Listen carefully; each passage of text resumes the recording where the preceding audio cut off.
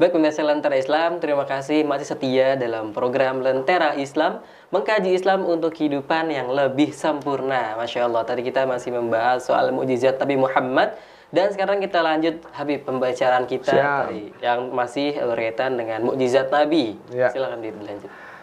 Masya Allah, mukjizat baginda Rasulullah, khususnya kita mengkhususkan kepada mukjizat Nabi Muhammad Sallallahu Alaihi Wasallam. Di antaranya mukjizat Nabi ini dari beliau baru dilahirkan juga banyak orang yang sudah melihat mukjizat. Kenapa?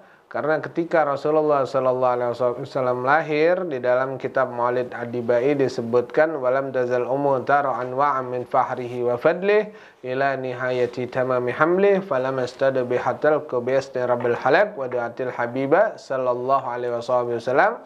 Nabi ini lahir dalam keadaan sajidan, syakiran, hamidan, ka'anahul badru fi tamami. Jadi Nabi itu lahirnya Nabi aja tuh udah bersih. Tali pusarnya udah terputus. Bahkan ada ulama yang mengatakan, sebagian ulama mengatakan sudah dalam keadaan terhitan.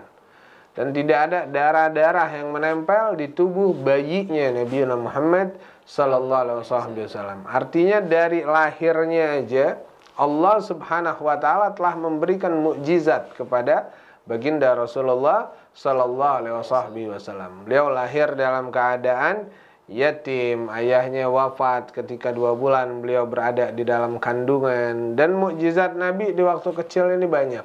Di antaranya Halimatu Sa'diyah yang menjadi ibu susunya baginda Rasulullah Sallallahu Alaihi Wasallam. Ketika membawa baginda Rasulullah ini pulang ke rumah, Halimah cerita. Kata Halimah, dulu zaman sebelum datangnya Muhammad ke rumah kami, ini kalau bulannya terang, purnama, maka lampu-lampu semprong tuh dimatiin sama Halimah untuk menghemat daripada bahan bakar lampu tersebut. Tapi ketikalah hadirnya baginda Rasulullah ke rumah, kata Halimatu Sa'diyah, kami udah nggak butuh lagi penerangan. Seakan-akan rembulan berada di dalam rumah kami terang bercahaya karena adanya Nabi Muhammad Sallallahu Alaihi Wasallam. Ini bayinya baginda Rasulullah. Kemudian kata Halimah lagi meriwayatkan dulu sebelum datangnya Rasulullah ke rumah kami, maka kami selalu tidur dalam keadaan lapar. Karena apa? Kambingnya nggak keluar susu, untanya nggak keluar susu. Tetapi setelah hadirnya baginda Rasulullah ke rumah kami tidak pernah lagi tidur kecuali dalam keadaan kenyang. Jadi kambing yang tadinya kurus nggak keluar susu, begitu Rasulullah hadir, kambingnya gemuk, untanya mengeluarkan susu. Ini mukjizat Nabi Muhammad Sallallahu Alaihi Wasallam. Jadi mukjizat Nabi itu banyak. Bahkan dari kecil mukjizat Nabi sudah diperlihatkan oleh Allah Subhanahu wa taala. Dan setelah Nabi agak dewasa, usia-usia 6 sampai 8 tahun, di usia-usia kecil itu baginda Rasulullah pernah diambil sama malaikat, kemudian dadanya dibelah. Dibelah dadanya Rasulullah, dikeluarkan sesuatu dan dicuci. Ini disaksikan langsung oleh anak-anak daripada Halimah itu Sa'diyah dan anak-anak kecil yang berada di situ.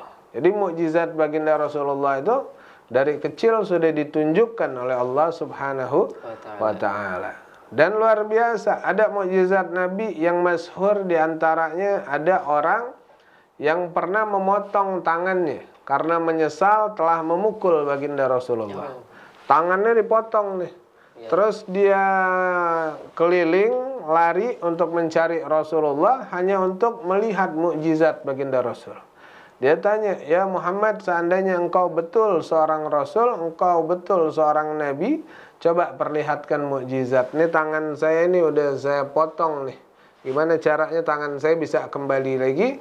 Nabi cukup mengambil air ludahnya, diusap ke tangan orang yang putus tadi, tersambung seakan-akan itu tangan tidak pernah terputus. Ini luar biasa. Lagi. Bisa digerakin lagi, sempurna, seakan-akan tidak pernah terpotong. Ya, Masya Allah, mukjizat baginda Rasulullah itu begitu luar biasa. Sayyidina Abu Bakar pernah menyaksikan langsung mukjizat baginda Rasulullah. Apa mukjizatnya?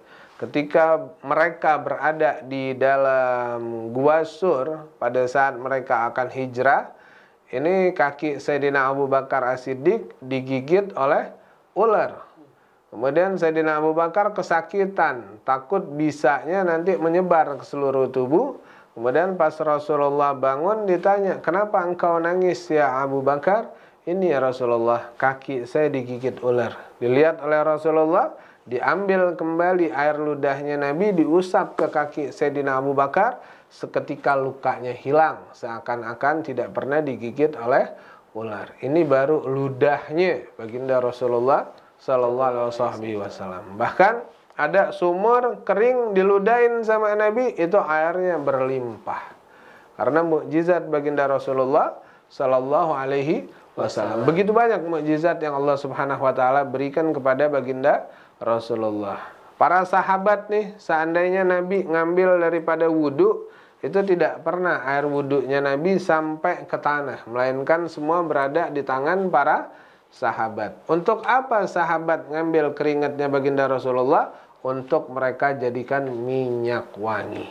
Jadi tubuhnya baginda Rasulullah itu harum, keringatnya harum. Bahkan Ummu Sulaim, ibunda dari Sayyidina Anas bin Malik, pernah bawa botol kecil ngedeketin Nabi hanya untuk mengambil setetes dari keringatnya Rasulullah untuk dijadikan minyak wangi. Bahkan Ummu Sulaim juga mengatakan, "Ya Rasulullah, seandainya satu tetes keringatmu menetes di pasar, maka pasar itu sebulan akan menjadi harum dan wangi hanya karena satu tetes keringat Nabi Muhammad sallallahu alaihi wasallam." Jadi luar biasa mukjizat baginda Rasulullah. Itu baru sedikit banget dari mukjizat Nabi. Masih banyak mukjizat Nabi yang lain. Masya Allah, mukjizat itu aja baru kita sampaikan aja udah Masya Allah banget, Bib. Ya, luar Jadi, biasa. apa yang Nabi Muhammad bisa lakuin, tapi yang orang lain juga nggak bisa, karena khusus bagi baginda Nabi Muhammad. Betul, dan tentunya mukjizat itu datangnya dari Allah Subhanahu wa ta'ala. Baik, Bib, kita harus jeda dulu, dan nanti saya pengen nanya lagi, tapi nanti biar pemirsa pada penasaran nih. Iya, Masya siap. Allah.